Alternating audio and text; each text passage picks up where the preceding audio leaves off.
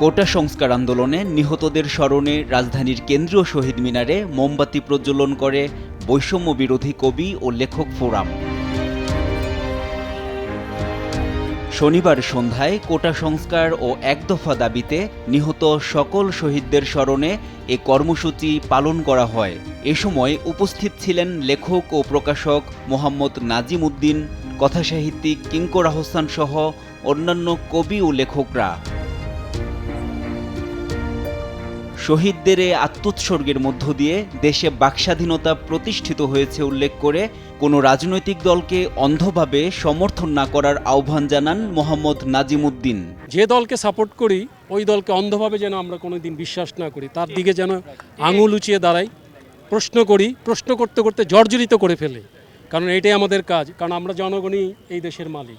আমাদের নিজেদের আসলে এখন বোঝার দরকার, আত্মসমালোচনার জায়গা থাকা দরকার, যেই জায়গায় দাঁড়িয়ে আমরা যেন বলতে পারি যে লেখকরা আসলে যে কোনো জায়গায় তারা যেন সাদাকে সাদা বলতে পারে, কালোকে কালো বলতে পারে।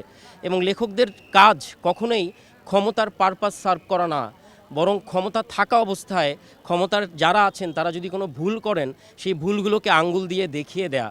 আমাদের মুগ্ধ, আবু সাইদ এরা কিন্তু প্রশ্ন করাটা শিখায় গেছে, আমাদেরকে প্রশ্ন করা শিখাইছে যে কোথাও যদি অন্যায় হয়, কোথাও যদি অপরাধ হয় আমরা যেন ঐক্যবদ্ধ হই, আমরা যেন এর প্রতিবাদ করি। এ সময় বক্তারা ঢাকা বিশ্ববিদ্যালয় সহ বিভিন্ন ক্যাম্পাসে শহীদদের ভাস্কর্য স্থাপন ও তাদের নামে শিক্ষা প্রতিষ্ঠান নামকরণের দাবি জানান। আমাদের যে ছেলেগুলো এইভাবে শহীদ হয়েছে তাদের জন্য এই ঢাকা ভার্সিটি এবং বিভিন্ন ভার্সিটি প্রাঙ্গণে সুন্দর সুন্দর ভাস্কর্য করে তাদের প্রতি সম্মান নিদর্শন করা হোক। তাদের এই আত্মত্যাগ, আত্মবলিদানকে যেন আজীবন মানুষ মনে রাখে সে ব্যবস্থা করা হোক।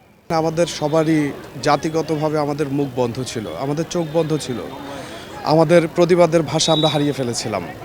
তো আমরা তাদেরকে স্যালুট জানাই। আমি বলতে চাই বাংলার মানুষ আজকে এদের পারপাসে সবাই একসাথে হয়েছে।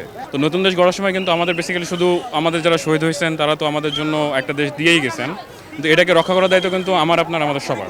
এ প্রাণদান প্রজন্ম থেকে প্রজন্মান্তরে নিরন্তর অন্যায়ের প্রতিবাদ করার সাহস যোগাবে বলে মনে করেন অংশগ্রহণকারীরা। যে ভাই এখনো নির্লজ্জ স্বাভাবিক হয়ে আছে, আমি তাকে ঘৃণা করি।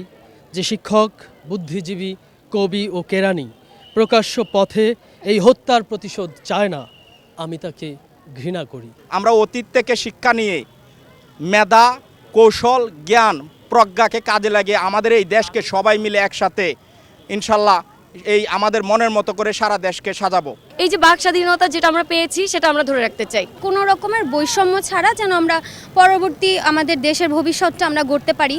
NI নাহিদ, দেশ টিভি, ঢাকা।